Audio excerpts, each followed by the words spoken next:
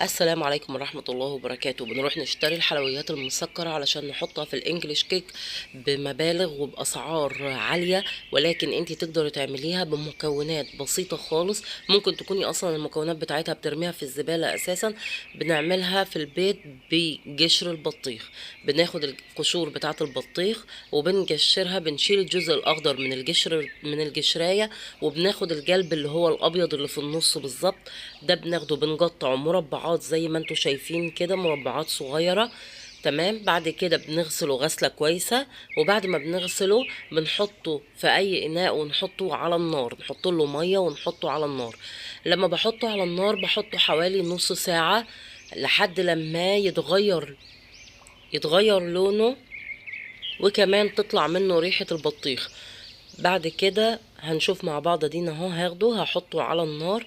الحلويات المسكرة بنستخدمها في عمل الانجليش كيك، بتخلي الانجليش كيك شكله جميل جدا، والاطفال وولاد وكل اللي في البيت بيحبوه. بصوا ده بعد ما استوى على النار خلاص كده. هنا المية جلت، لو في اي ريمة بتطلع بتضطر ان انت تشيليها علشان تحافظي عليه. بصوا كده ده بعد ما اتسلق وانا صفيته، هرجع احط له مية تاني. بعد ما صفيته واتسلق السلقه الاولانيه بنشيله من الميه، بننشله من الميه، وبنحط له ميه تاني جديده، وبنحط له سكر. بنحط له حوالي نص كمية قشر البطيخ من المية، وبنحط النص برضو الكمية سكر.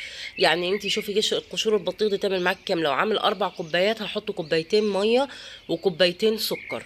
تمام. وبعد كده هنزل عليها بذرة من الملح الابيض. الملح الابيض انا بحطه ليه؟ بحطه علشان يعمل لي تعادل في طعم السكر. وبحط عليه كمادة حافظة كمان. بحط عليه ايه؟ بحط عليه ملح الليمون، وبحط عليه كمان حتة فانيليا، سنة من الفانيليا. سواء كانت الفانيليا السايلة، لو لسه عندك الفانيليا السايلة استعمليها. الفانيليا السايلة بتدي طعم اقوى ومركز للفانيليا. هنا انا هسيبه يستوي. هفضل اسيبه على النار بعد ما حطيت له ده ملح الليمون اهو. هسيبه على النار لما يستوي خالص، لما يستوي كده، والميه اللي فيه اللي هو الشربات اللي احنا عاملينه ده يكسر. طب ايه فايدة ملح الليمون؟ ملح الليمون علشان ما يخليهوش يكرمل او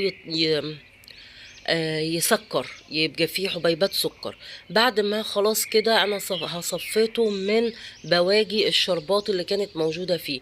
وبعد ما تصفيه كويس خالص وتضمن ان هو اتصفى كويس خالص وتستني له شوية، هناخد كل مجموعة او كل كمية هنحطها في طبق زي ما انتوا شايفين كده، وهنزل عليها بالالوان الصناعية اللي هي الصالحة للاكل، اللي احنا بنجيبها من عند محل الحلويات.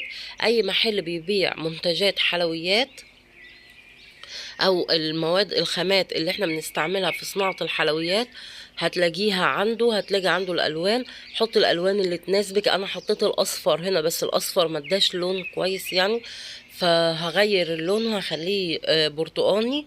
تمام. هعمل اللون البرتقاني وهعمل اللون الاحمر. هي كل الفكرة بتاعته في ان هي قشر البطيخ بتسلقيه سلقة وتكب ميته. بعد كده بتديه سلقة تاني، بتكملي سواه تاني فين؟ في الشربات.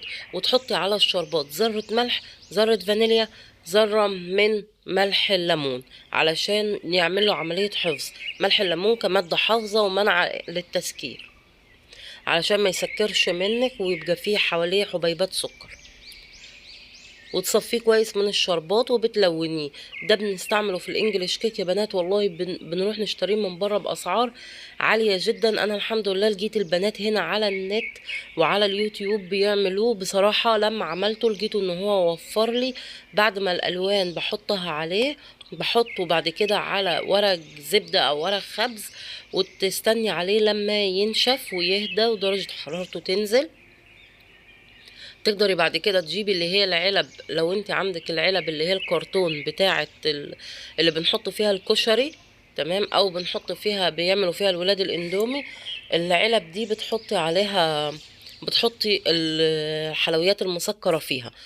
بس كده، فكرته بسيطة خالص. ده اللون الأحمر برضو، أنا عملت شوية باللون الأحمر وعملت شوية باللون البرتقاني، برضو هعمل شوية كمان باللون الأحمر تاني، لأن الولاد عندي وعدد كبير خالص بيحبوه. كمان لما بتعمل البسبوسة وتحط عليها الكريم شانتيه، ينفع تحط عليها بدل الكرز، علشان الكرز بيبقى سعره غالي، والحلويات التزيين اللي لونها أحمر اللي بنشتريها من المحلات بتكون غالية، فدي بتوفر عليكي خالص. بصوا ده شكلهم بعد ما نشفوا شوية، حطيتهم على الورق ونشفوا شوية. تمام. هتلاقيهم شكلهم جميل خالص، هما مش بيجرمشوا، ولكن طعمه طري كده وطعمه حلو. وكل ما تحطيه في التلاجة، كل ما يقعد ويسجع ودرجة حرارته تبقى يعني تنخفض، هتلاقي طعمه جميل جدا. استعملوه يا بنات، هتلاقوه حلو وجربوه. ممتاز ممتاز ممتاز، افضل من الشراء مليون مرة. وشكرا خالص لكل البنات الجميلة اللي بتعمل وصفات حلوة على النت وبنستفيد منها وبناخد منها معلومة.